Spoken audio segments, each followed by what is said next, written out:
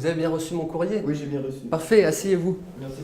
C'est le grand jour pour Théo. Cela fait 3 mois qu'il a franchi les portes de ce bureau pour la première fois. Et aujourd'hui, c'est officiel, il va réaliser son rêve, partir en école navale. Voilà, donc vous acceptez votre contrat dans la Marine nationale. C'est pour pouvoir naviguer, donc, parce que j'aime ça. Et c'est à la suite d'un stage que j'ai effectué en 3e dans la Marine nationale que ça m'a donné l'envie de rentrer dans la Marine en fait. Je me sens bien, je suis plutôt impatient de découvrir ce qui va se passer. Et puis voilà, c'est une nouvelle aventure qui commence. Comme lui, ce sont 10 candidats antillais qui sont partis en formation depuis le début de l'année. Le secteur recrute, toujours à la recherche de forces vives pour garantir sa capacité opérationnelle. Dans la Marine, nous recrutons de jeunes candidats qui sont âgés de 16 ans jusqu'à 25 ans et qui peuvent être du niveau 3e jusqu'à Bac+2. Nous les recevons au bureau de recrutement et on les aide à monter leur projet d'engagement dans la Marine nationale, donc à choisir une filière en fonction de leur bagage scolaire, mais aussi de leurs affinités, de leurs choix personnels pour avoir une spécialité.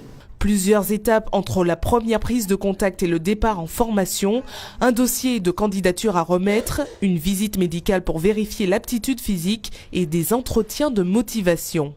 Avant tout, on essaie d'expliquer aux jeunes candidats qu'ils sont d'abord militaires, ensuite marins, et après ils ont une spécialité dans la marine.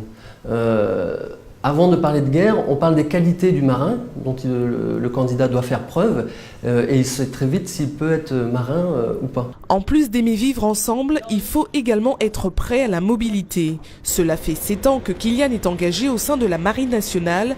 Il a fait le tour du monde et pour les 3 prochaines années, il restera basé en Martinique. Oui, ça plaît, ça gèle, c'est sûr qu'il y a quelques contraintes. Mais j'en profite pendant que je suis encore jeune, avant de me poser complètement plus tard. Et là, j'en profite encore de voyager, ça ne me dérange pas. Puis ça me permet de voir pas mal de choses dans le monde. Et là, en plus, ici, c'est une région que je n'ai pas encore fait, donc j'en profite. L'armée est le 4e recruteur de France et premier recruteur de jeunes. 20 000 nouveaux soldats ont rejoint les rangs en 2015. Jusqu'à l'an dernier, l'État annonçait une réduction des effectifs, mais les récents attentats ont changé la donne. Ce recrutement, il perdurera et il perdurera éternellement, dans le sens où il ne resterait qu'un seul régiment. Il faudrait quand même des jeunes.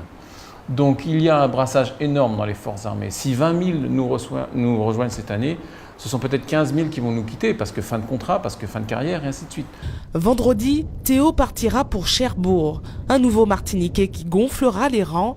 Pour l'heure, seule une femme s'est engagée ces 6 derniers mois.